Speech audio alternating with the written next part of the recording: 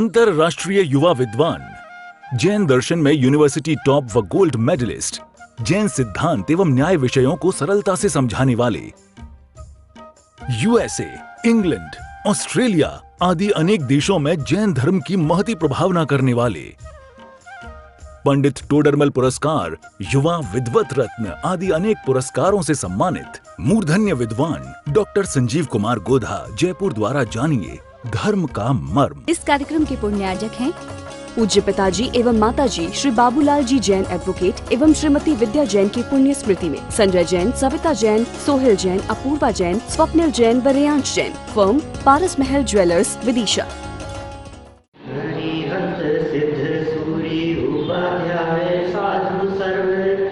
अर्थ के प्रकाशी मांगलिक उपकारी है, इन्हें को स्वरूप जाने राग दे भाई जो भक्ति काय को नमाए स्तुति को जारी है। धन धन तीन थे काज सब आज भाई, कर जोड़े बारे बारे वंदना हमारी है। मंगल कल्याण सुख ऐसो हम चाहते हैं, ओ मेरी ऐसी दशा जैसी तुम्हारी है, ओ मेरी ऐसी दशा जैसी तुम्हारी है, ओ मेरी ऐसी दशा जैसी तुम्हारी है। क्षत्र चूड़ामणि नामक इस ग्रंथ के आधार से 7वें लंब को आधार बनाकर यहाँ अपनी कुछ चर्चा जीवन में ध्यान रखने योग्य महत्वपूर्ण बातों के संदर्भ में चल रही थी। जीवंदर कुमार के चिंतन में जो बातें चलती है उन बातों को आधार बनाकर नीतिकार कुछ न कुछ शिक्षा दे दिया करते हैं, और कल यहाँ यह शिक्षा हमें दे दी गई कि भाई वैराग्य में चिंतन होना चाहिए और संगति ज्ञानियों की होनी चाहिए।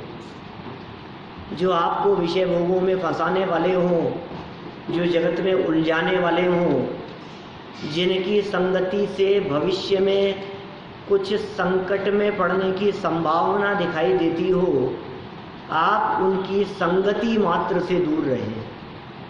आप सावधान रहें कि यदि हम इनके संपर्क में ज़्यादा रहे तो क्या हो सकता है, ये विचार पहले कर लेने योग्य है। देखिए फिर आगे विद्याधरी युवती की प्रतिक्रिया। जीवंदर कुमार तो जाने के लिए प्रयत्नशील हुए, कदम बढ़ा दिए उन्होंने दूसरी जगह जाने के लिए।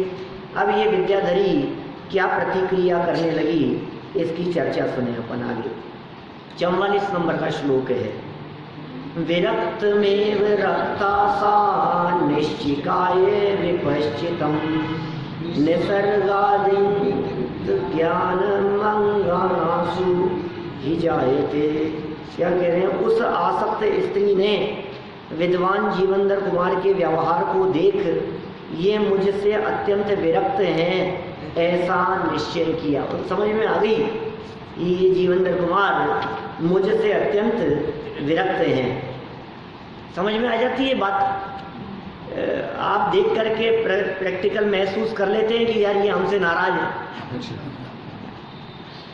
क्या बात है, हमें देख करके भी हमसे बोले नहीं और मुंह फिरा करके चले गए, तो इससे पता लगता है कि इनकी हमारे प्रति प्रीति कम दिखाई दे रही है। सैनी पंचेंद्रिय समझते देर नहीं लगती है। नीतिकार कह रहे हैं निश्चय से स्त्रियों में शरीर की चेष्टा से मन के भावों को जान लेने का ज्ञान स्वभाव से ही होता है। अब ये स्त्रियों की विशेषता बता रहे हैं। स्त्रियों में शरीर की चेष्टा से, सामने वाले के शरीर की चेष्टा से उसके मन में क्या भाव चल रहे हैं, इसका ज्ञान कर लेने का स्वभाव होता है सहजी। वो पहचान लेती हैं सामने वाले व्यक्ति के मन में क्या चल रहा है, ये उसके शरीर की चेष्टाओं से पहचान ले ले, ऐसा स्त्रियों का सहज स्वभाव है। यह नीतिकार कह रहे हैं।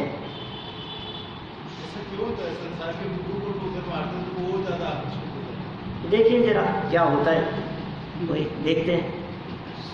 कामांध कामासक्त विद्याधरी युवती ने विवेकी तत्वज्ञ जीवेंद्र कुमार के हाव भाव देखकर ये मुझसे उदास और विरक्त हैं, यह निर्णय कर लिया। उसे निर्णय हो गया कि मुझसे विरक्त हैं, क्योंकि शरीर की चेष्टा से मन के विचारों को जानने का विशिष्ट ज्ञान, इंगित ज्ञान स्त्रियों में स्वभाव से ही होता है। विचारों को जान लेती है, आपके विचार क्या चल रहे हैं, आपके अंदर में क्या चल रहा है, इस बात को जान ले वे। देखिए विद्याधरी युवती का परिचय देने के लिए उद्यत होना, मुझे लगता है वो खुद ही खुद का परिचय देने के लिए आगे बढ़ गई। तस्य स्वांतम वशीकर्तुम सोदंत नियमुचिषि प्रकारण विधौ स्त्रीणाम बहुद्वारा ही दुर्मतिः। इस स्त्री ने उनके हृदय को वश में करने के लिए अपना वृत्तांत कहा, अपनी कहानी सुनाना शुरू किया। निश्चय से स्त्रियों की खोटी बुद्धि दूसरों को ठगने में अनेक प्रकार से चलती।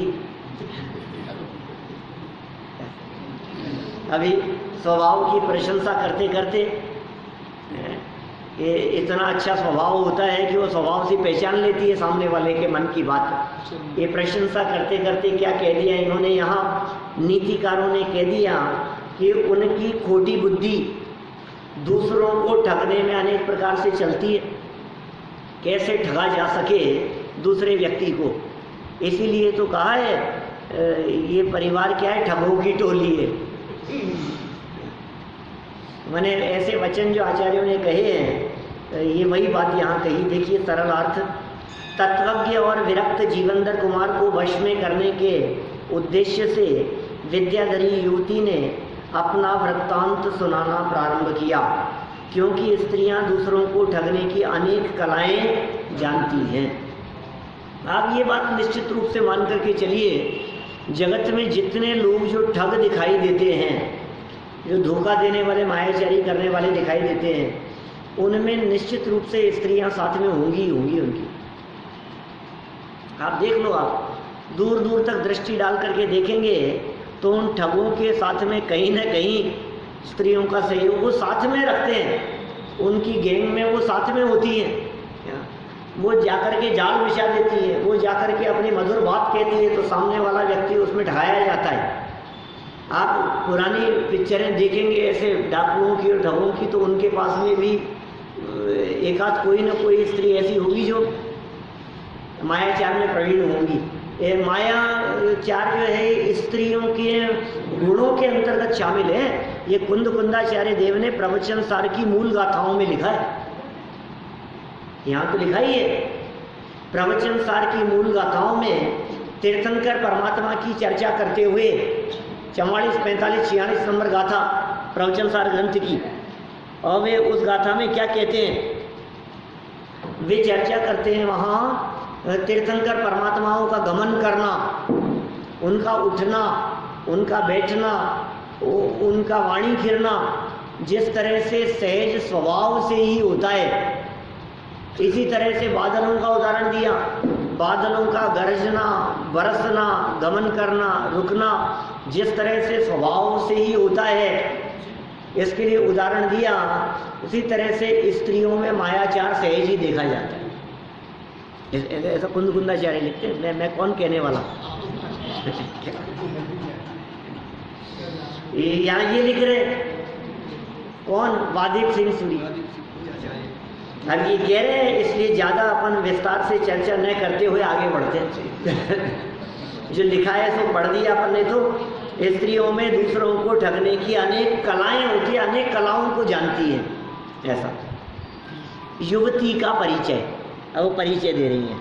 देखो, विद्यिदीनां महाभाग मां विद्याधर कन्यकाम स्याले नात्र बलान्वितां त्यक्तामात्म प्रिया भया हे महाभाग, मुझे मेरे भाई के साले से जबरदस्ती से लाई गई और अपनी स्त्री के भय से यहाँ इस वन में छोड़ी हुई मुझ दीन गरीब को विद्याधर की कन्या समझो।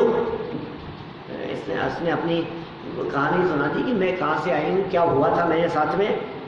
क्या कह रहे हैं देखो, सरलार्थ में युवती कहती है कि हे भाग्यवान, मैं विद्याधर कन्या हूँ, विद्याधरी हूँ मैं। आप जानते हैं ना विद्याधर कौन होते हैं? विद्याधर कहाँ रहते हैं? विजयार्ध पर्वत की श्रेणियों में रहते हैं। ये विद्याधर मनुष्य गति के ही जीव होते हैं, ये देव गति के जीव नहीं होते।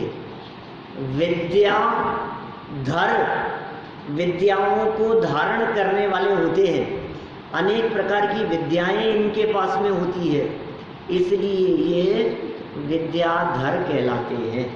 बहुत विद्याएं होती है इनके पास में। आकाश मार्ग से गमन करने की सामर्थ्य होती है, अनेक प्रकार के रूप बनाने की सामर्थ्य होती है। विमानों में गमन करते हैं इधर से उधर, अनेक 500 हजार विद्याएं जिनके जीवन में होती हैं, ऐसे ऐसे होते। वो विद्याधर लोगों के संदर्भ में तिलोय पण्णति त्रिलोक सार जैसे ग्रंथों में कहा कि यदि ये विद्याधर अपनी विद्याओं का त्याग कर देवे और दीक्षा ले लेवे तो मोक्ष भी जा सकते हैं, संयमी हो सकते हैं, मुक्ति प्राप्त कर सकते हैं। ये विद्याधर मनुष्य गति के ही हैं। ये विद्याधरों की उन भूमियों में कर्म भूमि होती है। ये विद्याधर कर्म भूमि वाले होते हैं, वहाँ खेती भी करते हैं, कमाते भी हैं, काम नाम भी करते हैं, गेहूँ बाजरा जौ चना आदि उगाते हैं, क्योंकि कर्म भूमि के मनुष्य ही मोक्ष प्राप्ति के अधिकारी होते हैं, इसलिए कर्म भूमि होती है। और अनेक विद्याएं इनमें जन्म से होती है और अनेक विद्याएं ये प्रैक्टिस से शिक्षा आदि के माध्यम से प्राप्त कर लेते हैं। तो विद्याधरों की कन्या है, क्या नाम है इसका? विद्याधरी कह दो जो भी ये। और मेरी इच्छा के विरुद्ध क्या कह रही है वो? मेरी इच्छा तो नहीं थी, उसके विरुद्ध मेरे भाई के साले ने मेरा हरण कर लिया। क्या? भाई के साले ने मेरा हरण कर लिया और अब अपनी पत्नी के भय से मुझे यहाँ जंगल में अकेला छोड़ दिया।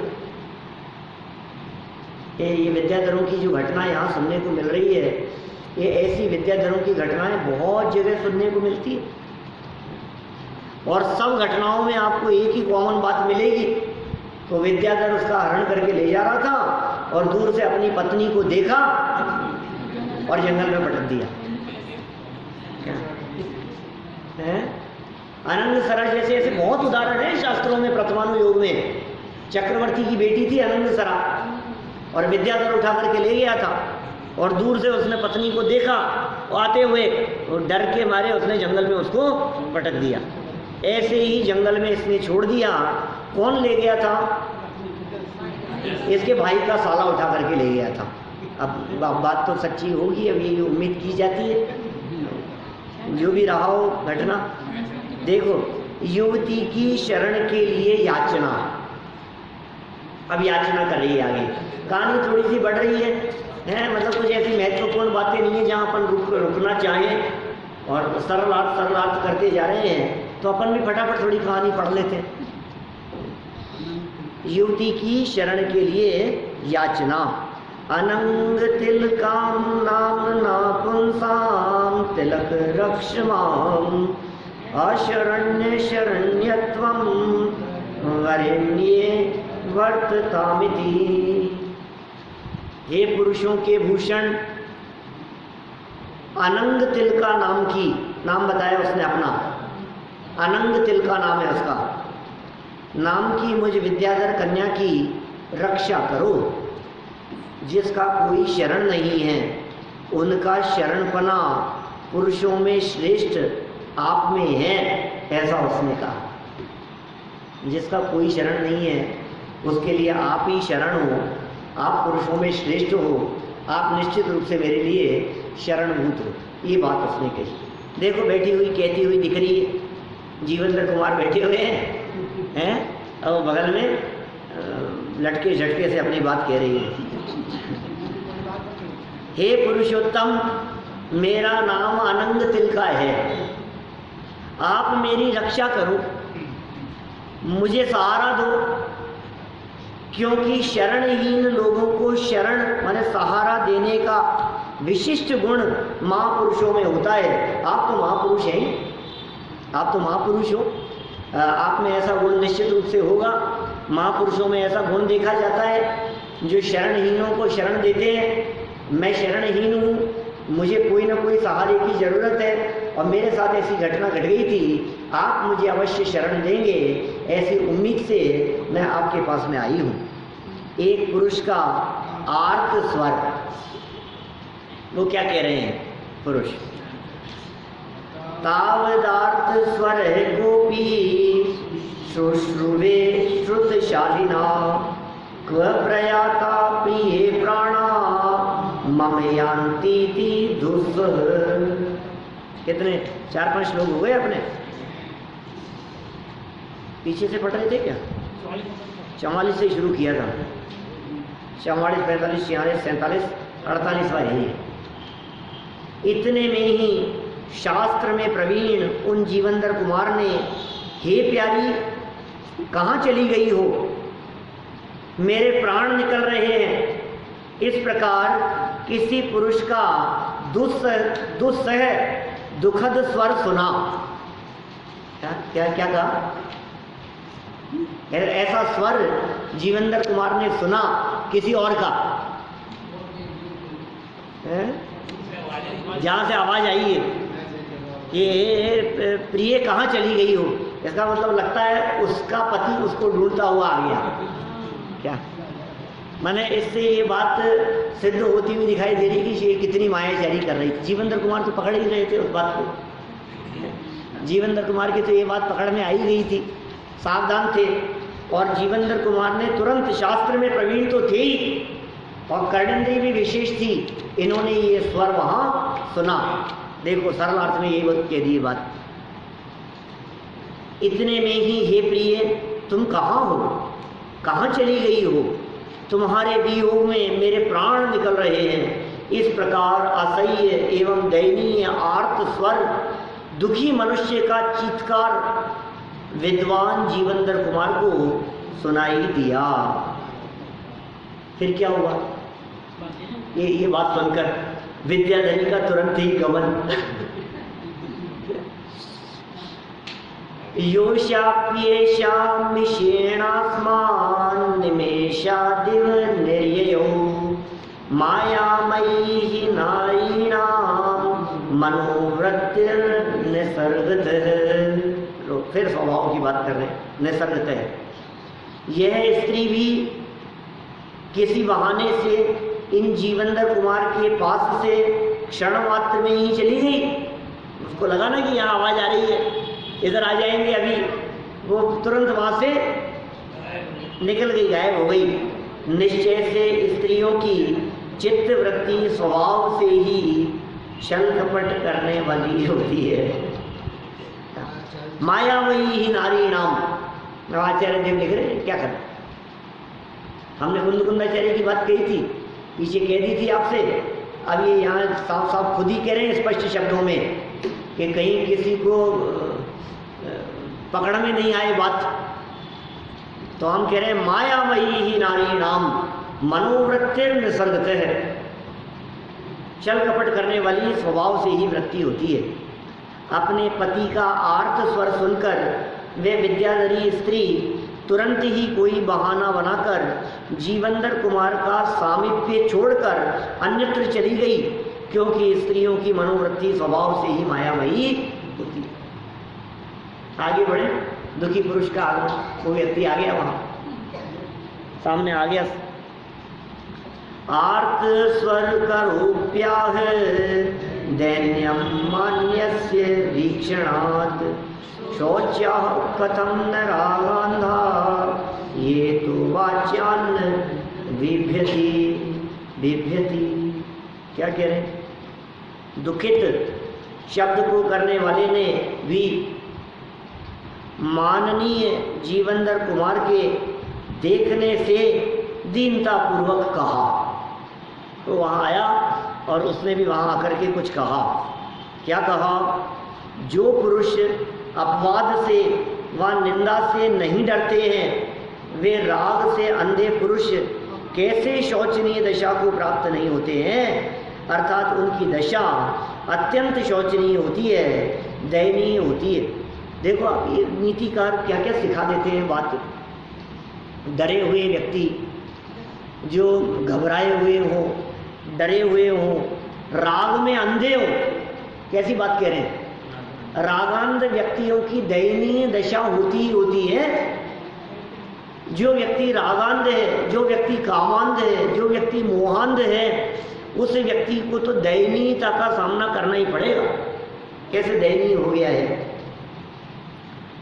आर्त स्वर का उच्चारण करने वाला, दुखद चीत्कार करने वाला अपरिचित व्यक्ति महापुरुष जीवनधर कुमार को देखकर दीनतापूर्वक कहने लगा, क्योंकि अपनी दीन अवस्था से संकोच नहीं करने वाले, शर्मिंदा नहीं होने वाले मनुष्यों की स्थिति अत्यंत शोचनीय होती है। चलो तो समझ में आ गई बात, सिखा दी। यहाँ जो व्यक्ति अत्यंत दयनीय दिखाई दे रहे हैं, इसका मतलब वो मोहांध, रागांध, कामांध है। इसलिए यदि आप अपनी दशा ऐसी निंदनीय और दयनीय नहीं चाहते हैं तो कभी भी रागांध ना होवे, ये शिक्षा यहाँ दे दी गई। आगंतुक का निवेदन। उदन्योपद्रुतामत्र मान्य भार्या पतिव्रता पानीयार्थमवस्थाप्य नाद्राक्षं प्रस्थेतागत। हे माननीय, मैं प्यास से व्याकुल अपनी पतिव्रता स्त्री को यहाँ पर बिठलाकर पानी लाने के लिए गया था। वहाँ से लौटने पर मैंने उसे वहाँ नहीं देखा, अर्थात उसे वहाँ नहीं पाया। कह रहा है बात, अब ये सच्ची बात कह रहा है। देखो वो तो क्या बहाना बना रही थी, वो तो क्या ऊटपटांग बात कह रही थी कि मुझे भाई का साला उठा करके ले गया था विद्याधर और जंगल में पटक दिया उसने अपनी पत्नी के भय से। वो तो कहानी बना रही थी। और यहाँ इसके पति ने आकर के क्या कहा कि मैं अपनी पत्नी को, देखो विश्वास कितना है, अपनी पतिव्रता स्त्री को यहाँ छोड़ करके गया था पानी लेने के लिए। यहाँ बिठाकर, जंगल था और वो कहाँ जाती भटकती हुई थकी हुई थी, मैं उसे यहाँ छोड़ करके गया था पानी लेने के लिए। जब वापस आकर के देखा तो वो मुझे यहाँ नहीं मिली। देखिए, हे सम्माननीय महापुरुष, मैं अपनी पतिव्रता एवं प्यासी पत्नी को, तृषा से पीड़ित पत्नी को यहाँ छोड़कर उसके लिए पानी लाने गया था। मैं वापस आने पर देखता हूँ कि वह यहाँ नहीं है, न जाने कहाँ चली। देखो आगंतुक का पुनः निवेदन। बेचारा क्या करे, अपनी बात कह रहा है।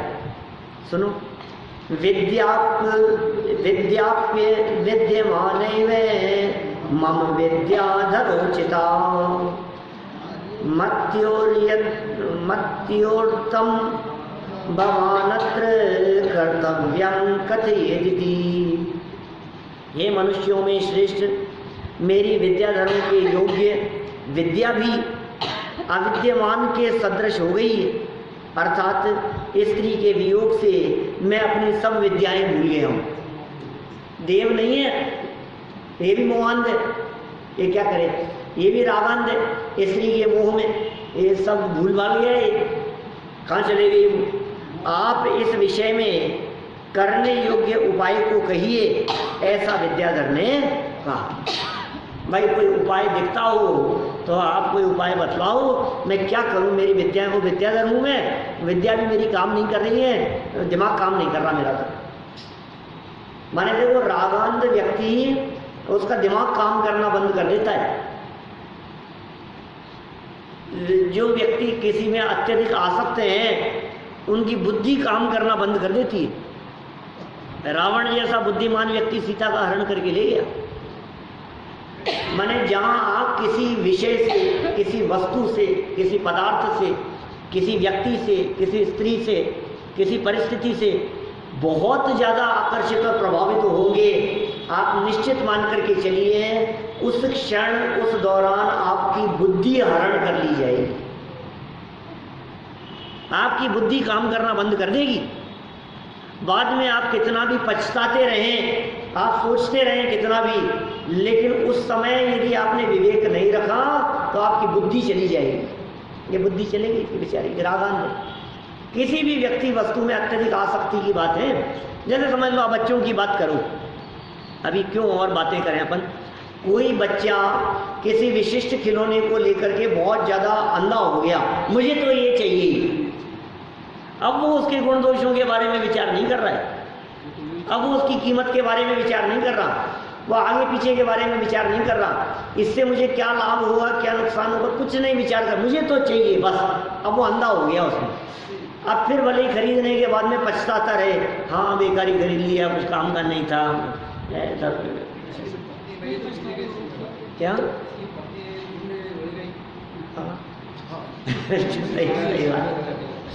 सही बात है, ये कह रहे हैं इसका तो रोना बनता है, लेकिन तो भी राग में दयनीय दशा जो दिखाई दे रही है उसके पीछे बात करना।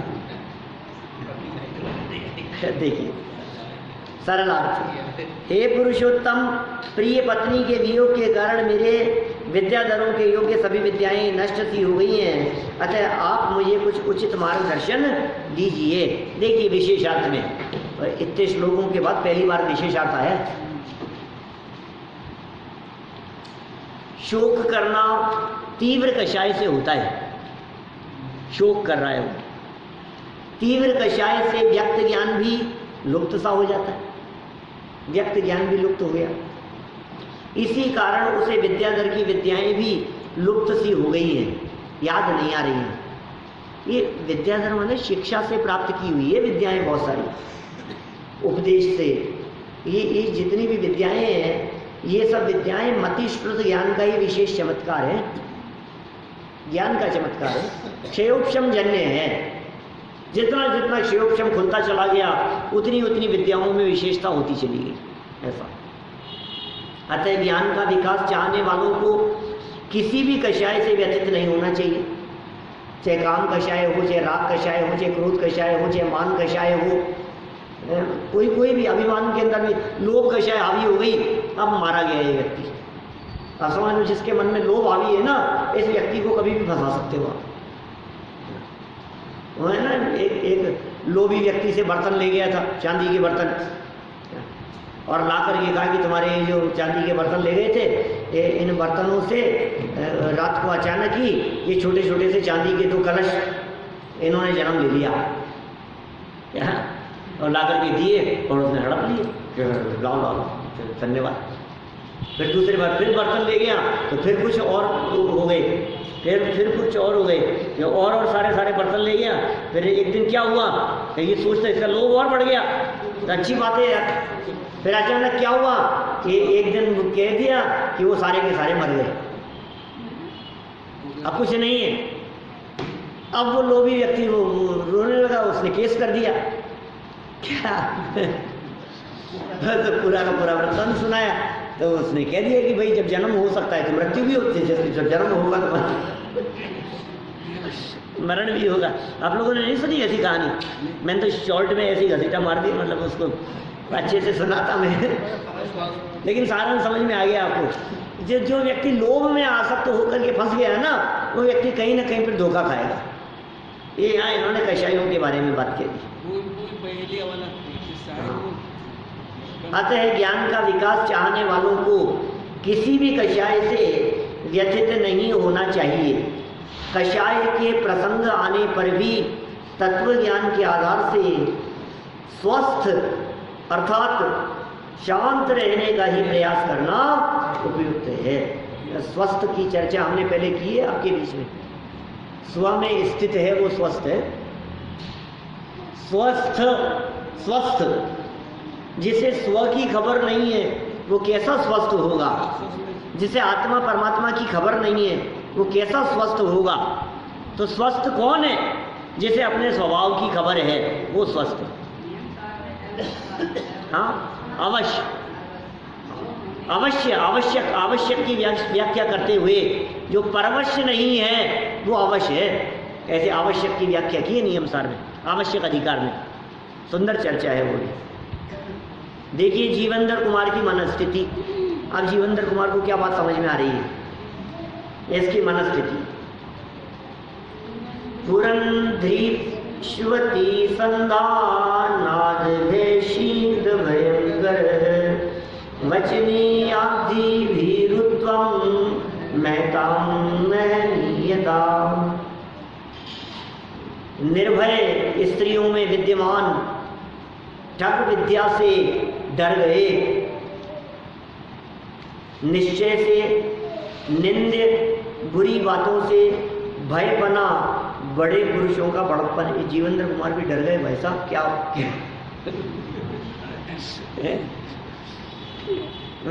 समझ गया मैंने भाप लिया और मैं आगे बढ़ने लगा और ये आवाज़ सुनाई दी गई, नहीं तो जाने वो क्या करने वाली थी। और पहले तो मुझे घबराहट हो ही रही थी, पहले तो मैं डर ही रहा था और कदम बढ़ा रहा था, मुख मोड़ लिया था, लेकिन उसकी कथा सुन करके क्या पता मैं पसीज जाता तो, क्या पता भ्रमित हो जाता तो वो और अधिक घबरा गए। भाई साहब ये तो भलाई भी बुराई बन जाती। उसको उसकी घटना को सुन करके अच्छा क्या करता बोलो, एक साधारण व्यक्ति क्या करता? मतलब अभी तो बचने के प्रयास तो किए पहले, मान लो पहले तो इतनी शिक्षा दी थी नीतिकारों के आधार पर कि आप सावधान रहो। अब ऐसी घटना सुनकर कोई भी व्यक्ति क्या सोचेगा कि यार मुझे रक्षा करनी चाहिए, ये फंस गई है बेचारी और मैं यहाँ से गुजर रहा हूँ, तो क्या मुझे इसकी रक्षा नहीं करनी चाहिए? अबला नारी है, मुझे इसकी रक्षा करनी चाहिए। तो पता है चाणक्य क्या कहते हैं? नीतिकार चाणक्य कौटिल्य के नाम से प्रसिद्ध है इतिहास में। हाँ है ना, क्यों नहीं? तो हमने इतिहास में पढ़ा हो चंद्रगुप्त को राज्य जिसने दिलाया, चंद्रगुप्त दिगंबर संत हुए, मालूम है आपको? चंद्रगुप्त मौर्य जिनकी समाधि चंद्रगिरी पर्वत पर हुई, श्रवण बेलगोला में, विंध्यगिरी के सामने जो पर्वत है ना चंद्रगिरी, वहाँ भद्रबाहु की गुफा है और एक चंद्रगुप्त की गुफा है, चंद्रगुप्त मुनिराज की, दक्षिण भारत में विहार किया। चक्रवर्ती के जो अधीन राजा होते, मुकुटबद्ध राजा, उनमें से अंतिम मुकुटबद्ध शासक थे चंद्रगुप्त, जिन्होंने भद्रबाहु स्वामी के सानिध्य में दीक्षा ली। इतिहास में भी, भारतीय इतिहास जब हमने पढ़ा तो उस भारतीय इतिहास में भी चंद्रगुप्त के संन्यास तक की चर्चा तो आती है, उसके मरण का उल्लेख नहीं आता। और चंद्रगुप्त के काल की चर्चा करते हुए भारतीय इतिहास एंसेंट इंडिया में कहते हैं वो ईसा पूर्व 324 तक का उल्लेख मिलता है उनका, जो भद्रबाहु के काल से बिल्कुल समकालीन बैठता है। उन्हीं की बात है चंद्रगुप्त की। चंद्रगुप्त के स्वप्नों के आधार पर भविष्य की चर्चा मिलती है, हिंदुस्तान का भविष्य कैसा होगा, यहाँ के लोगों का भविष्य कैसा होगा, फ्यूचर कैसा होगा, ये उसके स्वप्न और स्वप्न के फलों में चर्चा मिलती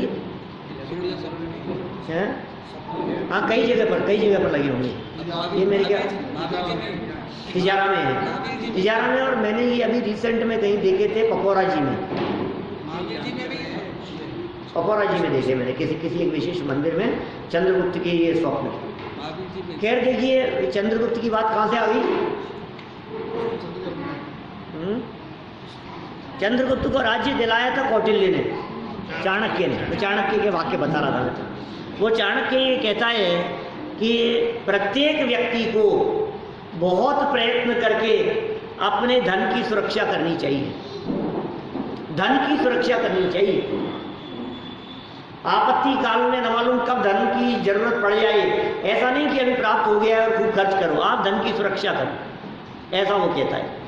फिर तुरंत अगला ही वाक्य कहता है कि धन खर्च करके भी अपनी स्त्री की सुरक्षा की जानी चाहिए। क्या जब अपनी स्त्रियों की सुरक्षा का प्रसंग बने, क्या नारी की सुरक्षा के प्रसंग बने, तो फिर धन की परवाह मत करना, वहां सुरक्षा प्रमुख है, इस बात को देखना। इस कार्यक्रम के पुण्यार्जक हैं पूज्य पिताजी एवं माताजी श्री बाबूलाल जी जैन एडवोकेट एवं श्रीमती विद्या जैन की पुण्य स्मृति में संजय जैन, सविता जैन, सोहेल जैन, अपूर्वा जैन, स्वप्निल जैन व रेयांश जैन। फर्म पारस महल ज्वेलर्स, विदिशा।